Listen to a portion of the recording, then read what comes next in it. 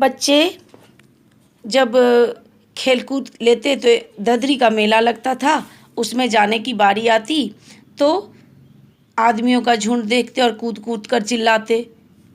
गाँव घर में जो प्रसिद्ध दोहे होते हैं, चलो भाई ददरी सत्तू पिसान की मोटरी। यहाँ तात्पर्य है कि पहले लोग मेला आदि में जाते थे, दूर में होता था, रात को रुकते थे, तो घर से भी कुछ खाने पीने का सामान लेके जाते थे। उधर से कोई दुल्हन की पालकी जा रही होती तो ये लोग कुछ बोलते और उसमें देखो एक कथन है, रहरी में रहरी पुरान रहरी, डोला के कन्या हमार मेहरी। मेहरी यानी नौकरानी, दाई, बर्तन आदि मांजने वाली। ऐसा ये बोलते थे। और एक बार एक बूढ़ा वर, जो दूल्हा बूढ़ा था, उसने इन बच्चों को बड़ी दूर तक खदेड़ा। फिर एक बार आंधी आई और आंधी में ये लोग घूम फिर रहे थे। बड़ी भीषण आंधी आई, बच्चे पैरों के नीचे खड़े रहे, भीग गए। और ऐसे में गांव के मूसन तिवारी निकले और भोलानाथ के मित्र बैजू ने मूसन तिवारी को चिढ़ा दिया। मूसन तिवारी बड़े परेशान हो गए और उन्होंने गुरुजी से शिकायत कर दी।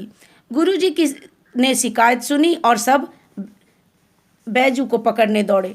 बैजू तो नहीं मिला, लेखक और उनका झुंड पकड़ा गया। और फिर गुरुजी ने खूब खबर ली।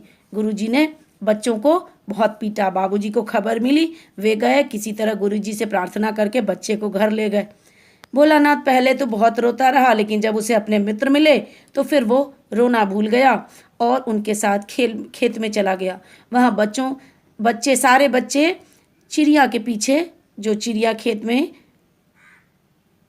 चिड़ियों का झुंड था, वो चिड़ियों के झुंड के पीछे चले गए और वहाँ गाने लगे, राम जी के चिरई, राम जी का खेत, खा लो चिरई भर भर पेट।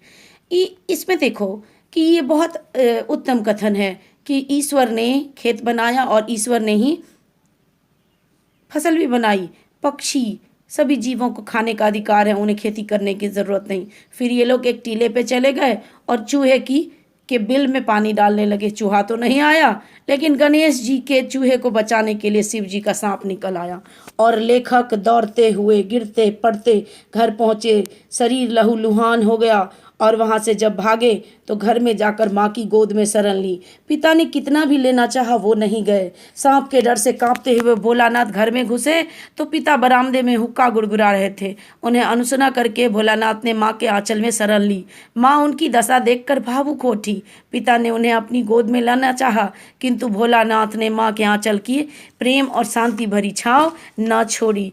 यानी बच्चा जब डर जाता है तो वह माँ के पास ही जाता है। माँ का आंचल जो है वो शांति और प्रेम की छाया है। माँ